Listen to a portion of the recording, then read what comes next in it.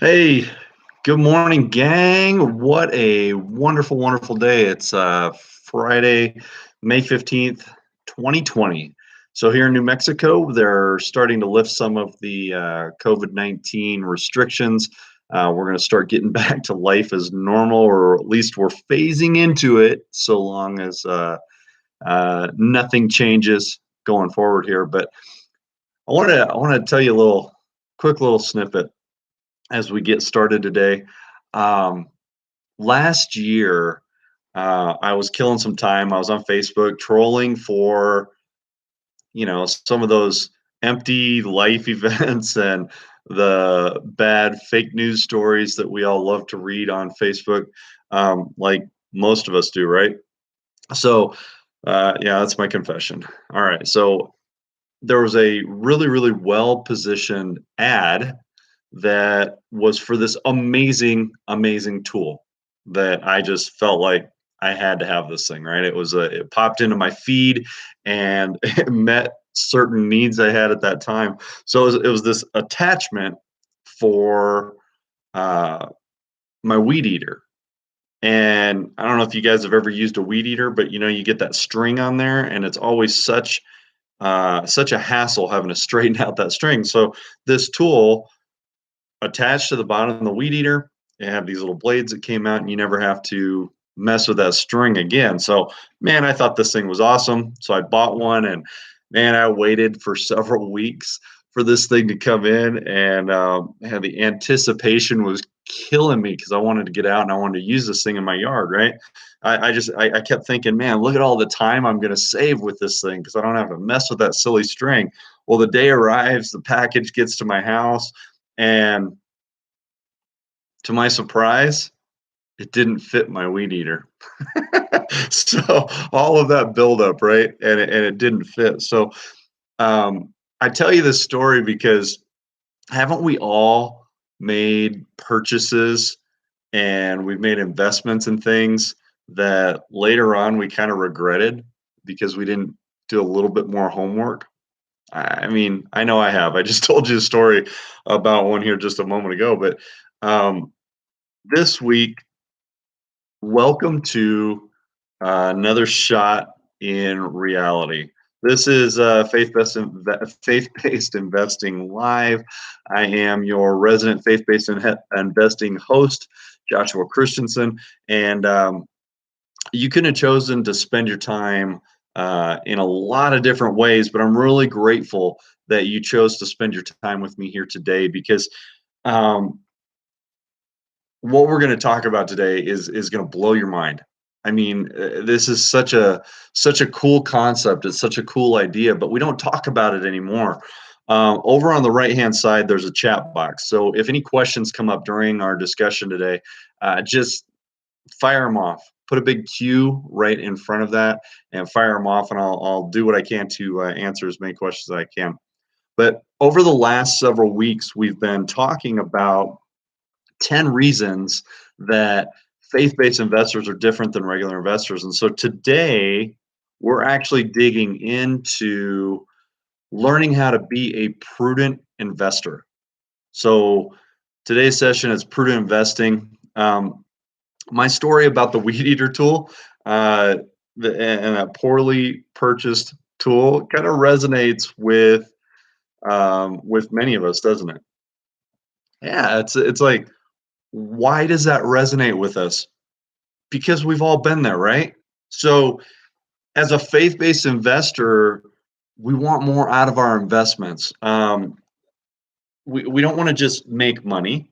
We actually want to align ourselves and our faith with our real estate portfolio. I mean, isn't that what we all kind of talked about when we said, "Yeah, I want to be a faith-based investor"? And um, we kind of said that was important to us, right? Well, today's topic is gonna start pulling some of the pieces together that we've been talking about over the last 5 6 weeks. So in last week's lesson, we discussed investing as an act of grace. Um, did that sink in for you? Did it really hit you? Because if it didn't, then do you think it would be prudent to invest maybe those 20 minutes and go back and review last week's lesson. We've got them recorded. They're right here on YouTube. You can actually subscribe to our channel, and make sure that you have access to be able to come back and watch these lessons over and over again. See, if you miss the idea that investing is an act of grace, it's an act of God's kindness towards His people, um, then prudence dictates that there's not much point in continuing learning in this series.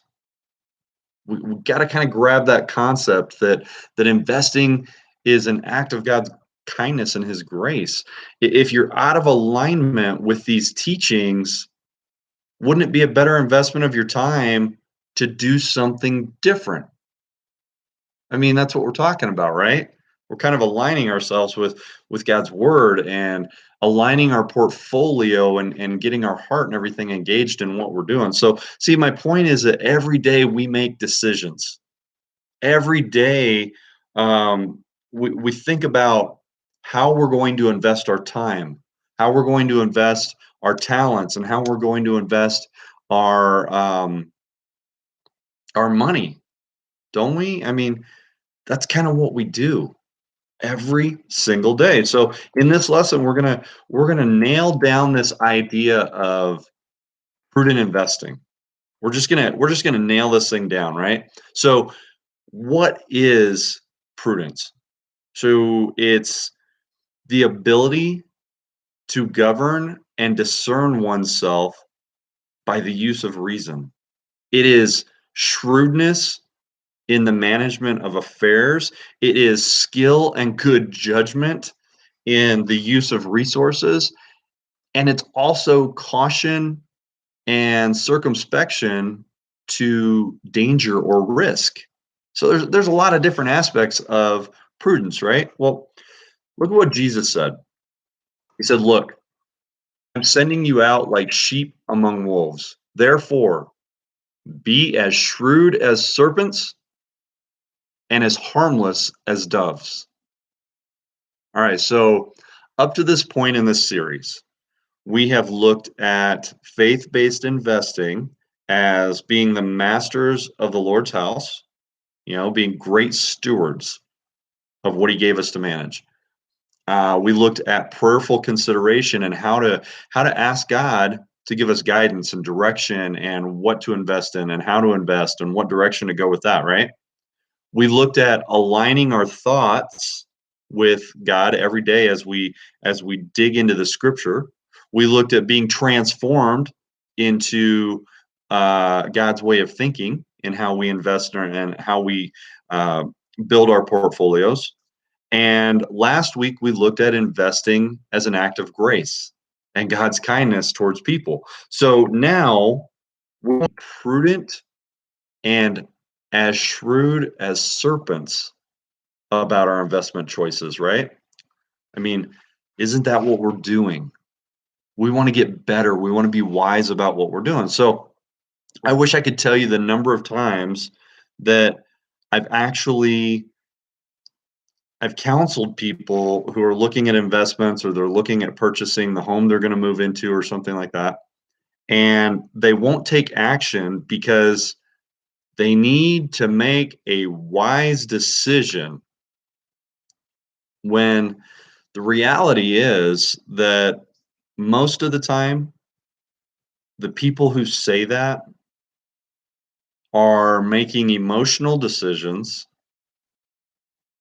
and they want to sound wise. Um, sometimes they get in over their heads in what they're doing, and it's challenging. It's it's just that the idea of being wise sounds good to them. Well, being prudent in investing consists of a few different things, right? It's using reason and discipline in your investment choices. So reason and logic. Let's how do we decipher reason and logic?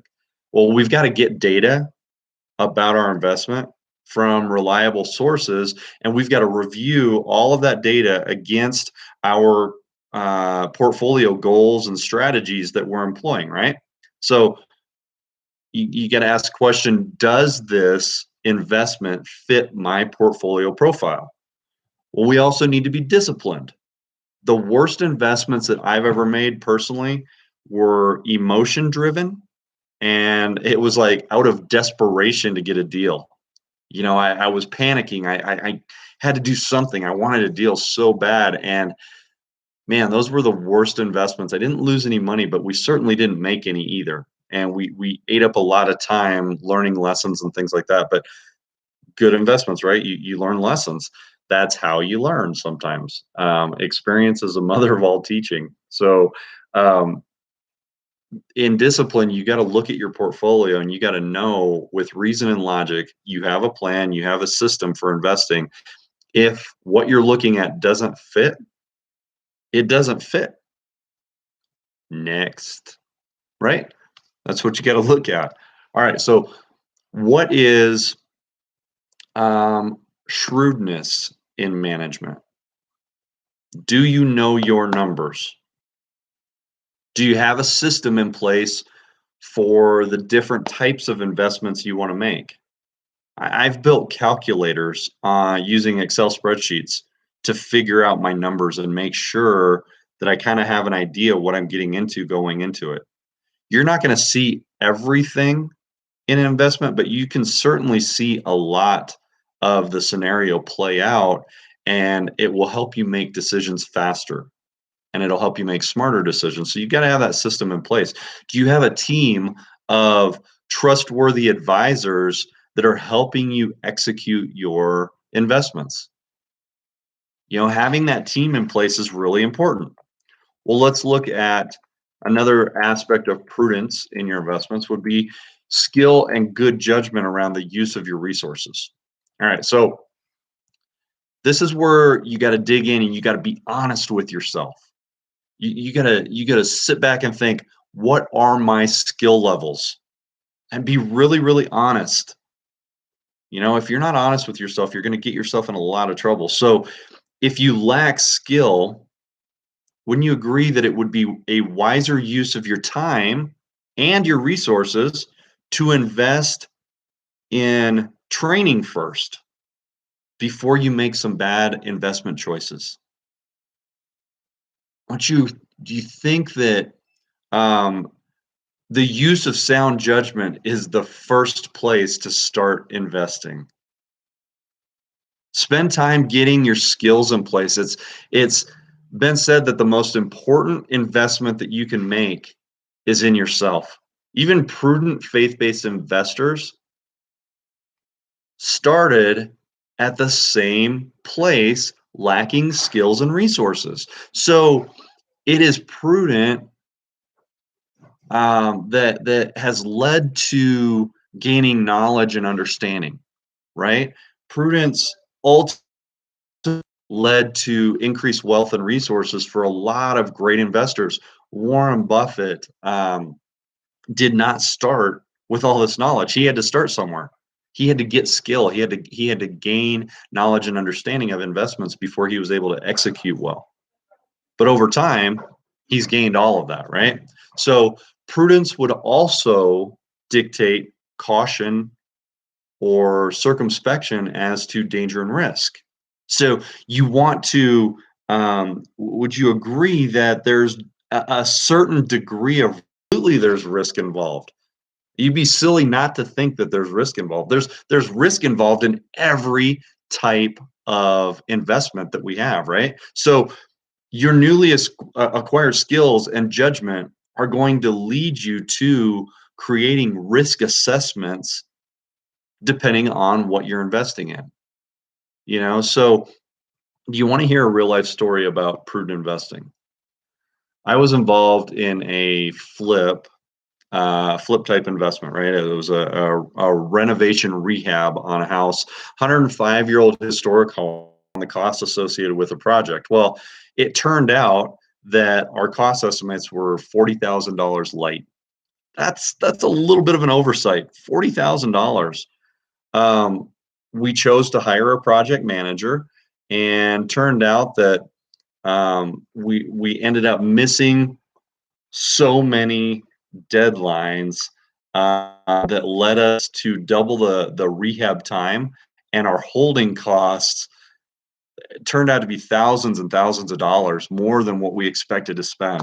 Um, those delays then also led to a turn in the market that stalled out the resale of the property. So um, ultimately, the project, it ended up only earning like half of what we expected it to. So like some of the plans that we had made got put on hold because of it, and we had our resources tied up for over a year, which stalled out the rest of our forward progress and our forward momentum that we were gaining within our portfolio. So um, the value of this investment actually came not so much in the money, but it came in the lessons that we learned, um, that uh, it wasn't so much an increase in our portfolio, if that makes sense. But fortunately, we didn't lose any money on the deal. Um, we just simply gained a tremendous amount of heartburn, and it caused us to lean more heavily on God, to gain strength through the whole thing, because it was a very, very frustrating process to go through. So prudence requires inner strength, and it's not something that's taught in our schools, and it's a virtue, it's a value that unfortunately isn't even being taught in our homes anymore, very rarely. So Proverbs says that in Proverbs 27, verse 23, it says, "Know well the condition of your flock and pay attention to your herds, for wealth is not forever, not even a crown lasts for all team or for all time." And are you able to see the value of adding and developing prudence to your faith-based investing portfolio? See, the proverb, it's it actually talks about knowing your numbers, knowing the condition of your flocks. If you don't know, your portfolio is your flock. That's what's earning your wealth, and it's gaining value and whatnot. If you don't know the condition of your flock, it's gonna leave you in a bad place, right? So not only is prudence important in the Bible, but it's incredibly important in the world of portfolio management, to the point of actually becoming a legal rule called the prudent man rule, or the prudent investor rule, which reads, this is a rule giving discretion to a fiduciary, and especially a trustee, to manage another's affairs and invest another's money with such skill and care as a person of ordinary prudence and intelligence would use in managing his or her own affairs or investments. And that's mind blowing. I mean, prudence is the name of a rule, a legal rule, right? So are you starting to see? Are you beginning to see the weight of prudence on your investment portfolio and your real estate portfolio? If God and business and the business world are in agreement on this idea, wouldn't it be prudent at this time for you to consider adopting prudence as a practice in your portfolio? See, last week I had the honor of spending an hour with Brian Eastman from Boulder, Colorado, and Rich Rudnick from Bend, Oregon, and we recorded an hour-long interview discussing the nuances of utilizing the self-directed IRA plans for real estate investing. I spent a lot of time doing portfolio management for my clients, as well as for myself, as well as investing in real estate and things like that. Well, Brian, his specialty is in self-directed IRAs.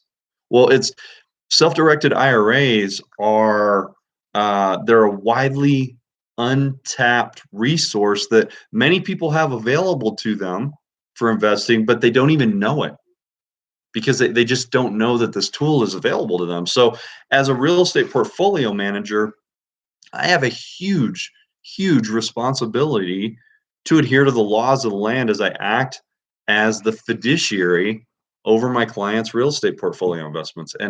And we look for ways to improve the value of the assets through strategic improvements and rent increases and keeping costs down and driving revenues up on those assets.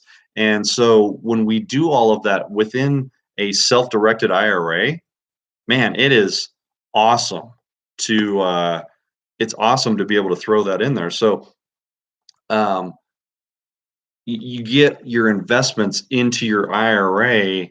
There are so many tax advantages to that, and that can save you so much money, and it can build your portfolio in a way that regular stocks and bonds aren't able to do. So I love that aspect. So we're coming to a close on today's training, and I want to leave you with a couple of questions to consider. All right, in your own portfolio, it's critical that you hire a team of advisors who are able to guide you in your investment decisions. So is a team of advisors important to building your faith-based investment portfolio? Is that important to you? Answer that question. Number two, who on your team is going to be the best point of contact for your decision making? Maybe that's you, or maybe it's somebody else on your team that you've delegated that to. How would you best utilize the skills and the data provided by your team to build your portfolio investments? It's good questions, right? So, last one. Are you aware of the tax advantages of real estate investing being added to your retirement account investments? Have you considered real estate as part of your retirement strategy? Guys, think about these questions and pray through these. Align your heart and your mind as you prepare for next week's lesson on the heart and motivation behind faith-based investing.